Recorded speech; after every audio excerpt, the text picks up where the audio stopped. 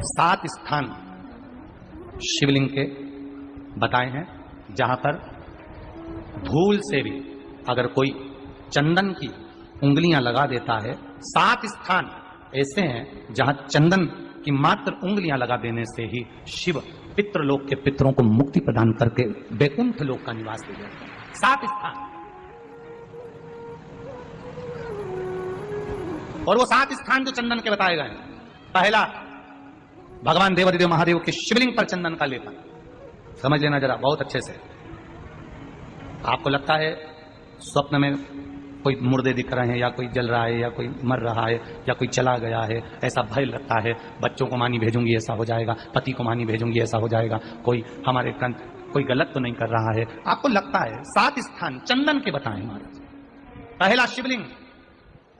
दूसरा, जहां गणेश जी का स्थान है, मालूम है ना सबको? जम के बोलो जरा, मालूम है ना सबको? जहां गणेश जी का स्थान है वहां अलग से गणेश जी बैठे, वहां नहीं। शिवलिंग में जलाधारी के ठीक सामने राइट में गणेश, लेफ्ट में कार्तिकेय, बीच में अशोक सुंदरी। तो पहला चंदन बाबा के शिवलिंग पर, दूसरा गणेश जी पर चंदन की उंगली, तीसरा षडानंद कार्तिकेय पर चंदन की उंगली, चौथा अशोक सुंदरी पर चंदन की उंगली, पांचवा जलाधारी पर चंदन की उंगली, छठा जो शिवलिंग का जल बह रहा है इसके ठीक विपरीत की ओर चंदन की उंगली, और 7वां चंदन नंदी के मस्तक के ऊपर जो 2 सींग लगे रहते हैं उस पर चंदन की उंगली। ये कब लगाई जाती है? या तो अमावस्या के दिन। आपको लगता है कि हमारे पूर्वजों का उद्धार नहीं हुआ, हमारे पूर्वजों का कल्याण नहीं हुआ, कहीं अधोगति में कोई चला गया है, उसका बस एक बार, रोज नहीं जरूरत है, प्रतिदिन जरूरत ही नहीं, महीने में एक बार अगर अमावस्या के दिन भी आपने चंदन के थोड़ा सा चंदन अगर मेरे देवादिदेव महादेव को 7 स्थान पर समर्पित किया है। अशोक यहाँ पर वर्णन कर रही है, मैना, धन्य और कला की कथा कर रही है। तीनों ने सनकादि ऋषियों से मांगा। चंदन भगवान को अति प्रिय होता है, और चंदन ही एक ऐसा होता है जो पितरों को भी प्रिय होता है, जिसका स्पर्श मात्र लगने से पूर्वजों का कल्याण हो जाता है। वो चंदन अमावस्या के दिन जो नदी, तालाब, बावड़ी, कुआं किसी भी एक जगह पर अपने पूर्वजों का नाम लेकर शाम के समय पर दिया लगाएगा, ये मेरा विश्वास रहता है, उसके लिए कुबेर भंडारी भंडार जरूर बनेगा। अवश्य तुलसी की लकड़ी पानी में घुमाकर, लकड़ी नहीं हो तो माला तो होगी ही, जल में भ्रमण कराकर, जल में घुमाकर, तुलसी की लकड़ी को जल में डालकर स्नान जो करता है, मात्र घुमाना है, लकड़ी डालकर नहीं रखना है, घुमाकर अपने पूजन वाले स्थान पर रखना, या पानी में पहले से घुमा लो, उस पानी को ले जाकर डालकर अमावस्या स्नान जो जीव करता है। शिव महापुराण की कथा कहती है जितनी वर्ष में सोमती पड़ती है, सोमती अमावस्याएं पड़ती हैं, शनिचरी अमावस्याएं पड़ती हैं, सारी अमावस्या का पुण्य उस जीव के खाते में चला जाता है। और अच्छे से ध्यान रखिएगा, आप ब्राह्मण को भोजन कराएं ना कराएं, आपने धूप छोड़ी ना छोड़ी वो पता नहीं, गाय को रोटी दी ना दी, स्वान को भोजन दिया ना दिया, कौवे को भोजन दिया ना दिया, चलेगा।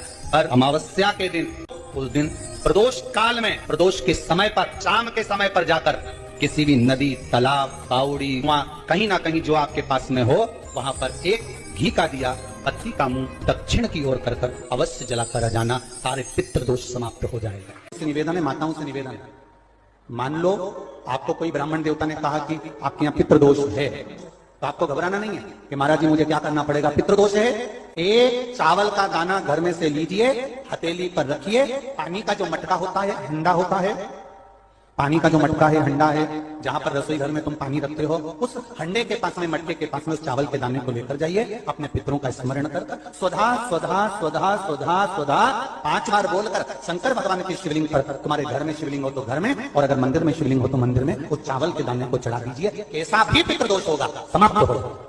श्री पार्वती जी की नानी जी का नाम क्या था? स्वधा। क्या नाम था? जम के बोलो जरा, स्वधा। और ये कोई साधारण सी नानी नहीं है पार्वती जी की, और ना ये नाम कोई साधारण सा।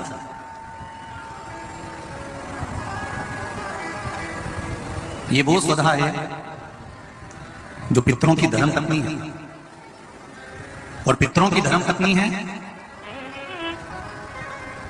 अगर घर में, और तुम्हें लग रहा है कि 1 रुपए कमा रहा हूं, 100 रुपए खर्चा हो रहा है, या फिर घर में क्लेश बना हुआ है, या घर में बीमारियां बढ़ी हुई है, तो एक काम करना प्रारंभ कर दो। शिव जी के मंदिर में एकादशी के दिन जब आप जल शंकर को चढ़ाने तो रोज ही जाते हैं, जब एकादशी का दिन रहे और शंकर जी के मंदिर में आप जल समर्पित करें, तो 3 बार मुख से स्वधा स्वधा स्वधा या स्वधा स्त्रोत का पाठ, जिसमें 12 श्लोक ब्रह्म वैवर्त पुराण के अंतर्गत प्रकृति खंड में ब्रह्मा जी द्वारा स्वधा स्त्रोत के पाठ का महत्व बताया। कोई कहे कि सीहोर वाले महाराज ने ये स्वधा स्वधा स्वधा मंत्र कहां से दिया, तो आप उसको बता देना। ब्रह्म वैवर्त पुराण के प्रकृति खंड में से ब्रह्मा जी ने इस स्वधा स्त्रोत पाठ को प्रकट करा और स्वधा के मूल मंत्र का स्मरण कराया। इसमें 12 श्लोक हैं स्वधा स्त्रोत में। अगर स्वधा स्त्रोत नहीं पढ़ सकते तो 3 बार मुख से क्या बोलना है, जम के बोलो जरा, स्वधा स्वधा स्वधा। पीछे धा है, हा नहीं तो तुम स्वाहा स्वाहा स्वाहा। पीछे क्या है, धा, धनुष वाला। फिर से एक बार बोलिए 3 बार, स्वधा स्वधा स्वधा। और एक बात और ध्यान दीजिएगा,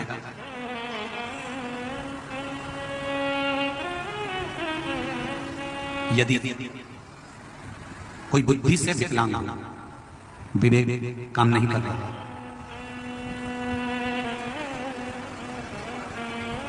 अगर विवेक काम नहीं कर रहा हो, माइंड से कोई कमजोर हो, तो जब स्वधा के नाम से आप शंकर भगवान को जल समर्पित करें, स्वधा स्वधा कहकर उस जल को समर्पित करें, तो पितरों का स्मरण कर कर वही स्वधा को समर्पित किया गया जल, जिसको विवेक की तकलीफ होती है, बुद्धि की तकलीफ होती है, अपने पितरों का, अपने पूर्वजों का स्मरण कर कर उस जल को उस विवेकहीन व्यक्ति के दोनों भुकुटियों के पास में लगा देना चाहिए। थोड़ा सा एकादशी के दिन अगर जल चढ़ाने जाओ तो 3 बार मुख से बोलिएगा। फिर से बोलो एक बार, स्वधा स्वधा स्वधा।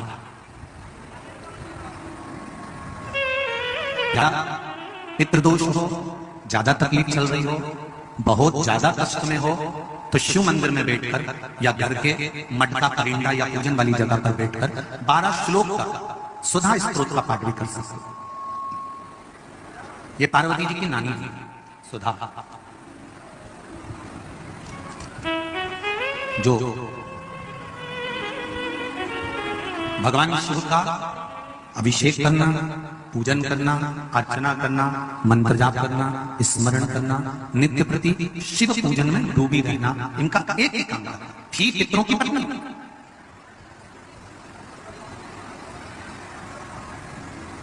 है, पितरों की पत्नी, पर भक्ति में इनका बल बड़ा प्रबल था। जब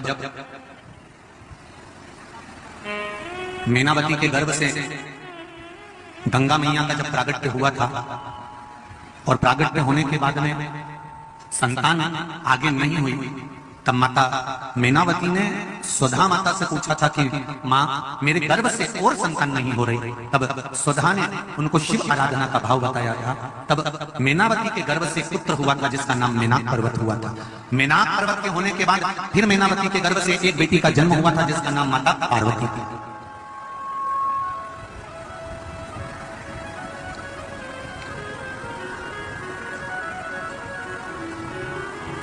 तब उनका नाम माता पार्वती। और माता पार्वती की तब साधना का बल इतना प्रबल था, इतना बल प्रबल था। माता पार्वती जी ने अपनी नानी से जो सीखा था, स्वधा माता से जो सीखा था, शिव आराधना का जो भाव माता पार्वती सीख कर बैठी थी, वो माता पार्वती जी ने शंकर की इतनी आराधना करी, इतनी आराधना करी कि देवादिदेव महादेव के साथ में माता पार्वती जी का मंगल विवाह हुआ। ये स्वधा से सीखा था। हमारे घर के बच्चों को कोई दूसरा सिखाने वाला नहीं मिलेगा, हमारे घर के बच्चों को हमें सिखाना पड़ेगा। सारी दुनिया की गतिविधि तुम्हारे बच्चों को दुनिया सिखा देगी, पर हमारे कुल का, हमारे घर का, हमारे सनातन धर्म का संस्कार हमारे बच्चों को कोई दूसरा नहीं सिखाएगा। सिखाना घर के माता पिता को पड़ेगा, कोई दूसरा नहीं सिखाने वाला। आपके बच्चे को मोबाइल चलाना किसने सिखाया? तुमने सिखाया क्या? अरे जम के तो बोलो दीजिए। आप अपने बच्चों को कभी मोबाइल चलाना नहीं सिखाओगे, फिर भी बच्चा मोबाइल चलाना सीख जाएगा। जितना तो तुमको नहीं आता उससे जोड़ा उसको किसी ने सिखाया? जम के बोलो जरा। नहीं, अपने आप सीख गया। क्योंकि आज की जो जनरेशन है, आज के जो बच्चे हैं, इनको कुछ सिखाने की जरूरत नहीं होती। आज के बच्चे अपने आप टीवी देख देख के, जो माताएं दिन भर डॉक्टर के देता बेड रेस्ट करो, और बेड रेस्ट मतलब पलंग पे पड़ी रहो, दिन भर नाटक देखती रहो, तो नाटक देखते देखते श्री शिवाय नमस्तुभ्यम।